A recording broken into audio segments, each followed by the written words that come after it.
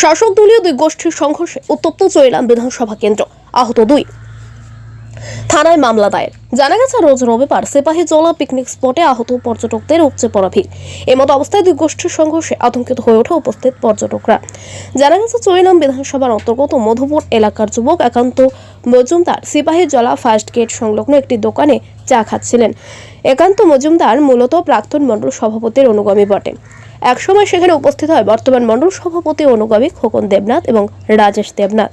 নিজেদের ক্ষমতার বাহার দেখাতে গিয়ে এক সময় ওনারা একান্ত মজুমদারকে লক্ষ্য করে প্রথমে বৃষ্টি ভাষায় গালিগালাজ এবং তার উপর চড়াও হয়। তাকে মাটিতে ফেলে প্রচণ্ড মারধর করার অভিযোগ। তার কাপড় চোপড় ছিঁড়ে ফেলা হয়।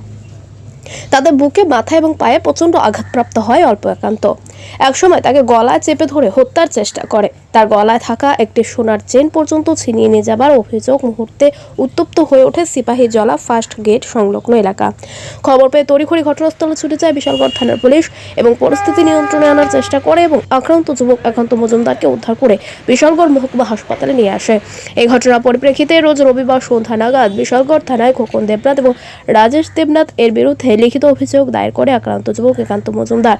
তবে আজকের এই ঘটনার পেছনে বর্তমান মণ্ডল সভাপতি সাঙ্গপাঙ্গরা প্রত্যক্ষভাবে জড়িত বলে সূত্রের দাবি। ঘটনা নিয়ে এখনো পর্যন্ত এলাকায় তীব্র উত্তেজনা বিরাজ করছে। আমায় সাগাইদাছি এমন টাইমে রাজেশ দেবনাথ আর খোকন দেবনাথ কইয়া তারা আয়া আমার উপরে বিরাজানি কইতাছে আমি এখানে কী করতে আছি।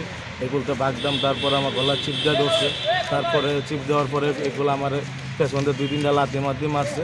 মারার পরে কইতেছে এগুলোতে ভাগ নাইলে মেরালাম, তার মাটির ফেলে আমার মারছে। তারপর আমার গলার মধ্যে একটা চেন আসলো, চেনটা পর্যন্ত তারা নিয়ে গেছে। রাজেশ দেবনাথ, খোকন দেবনাথ কে? তারা তো সিলাই কইয়া যাইতাছিল যে তারা নাকি তাপস দাসের লোক কইয়া যে এখন রাজকুমার দেবনাথ ক্ষমতা নাই, যার কারণে আমার মারধর করছে। তোমার নাম কি? আমার নাম একান্ত মজুমদার। কোনখানে বাড়ি তোমার? আমার দজপুর আমতলি। তারা কয়জন আসলো? তারা 5-6 জন আসলো। তার মধ্যে 2 জনরে আমি চিহ্নিত করছি, বাকিরা আমি চিনি। খোকন দেবনাথ আর রাজেশ যে দেবনাথ আছে, তারা 2 জনে আমার মারধর করছে। তার হাতে কিছু আসলো না? তার হাতেও তো লাঠি আসলো। লাঠি দেওয়া এটা পেছন দিয়ে 4-5 জনে মারছে, আর তারা আমার সামনের দিকে মারছে। লাস্টে আমার গলার চেনটা নিয়ে গেছে নিয়ে। কোন জায়গায় ঘটনাটা কি লেগে হইতে পারে, কি কারণে? এটা তারা তো ছিলে কইতাছে যে রাজকুমার দেবনাথ ক্ষমতায় নাই, পারলে রাজকুমার দেবনাথের পাশে তো তুই এখানে কী করস, ও তো মেরালাম, এমন ধরনের কথাবার্তা তারা পেয়ে গেছে। তুমি কি অন্য অভিযোগ করবা? হ্যাঁ, এখন আমি লিখিত অভিযোগ জানাবো, মেডিকেল করাবো। ঘটনাটা কোন জায়গায় হয়েছে? ঘটনাটা সিপাহীজলা ফার্স্ট গেট পিকনিক স্পটের সামনে। তোমরা কয়জন ইনজুর্ড হইছো?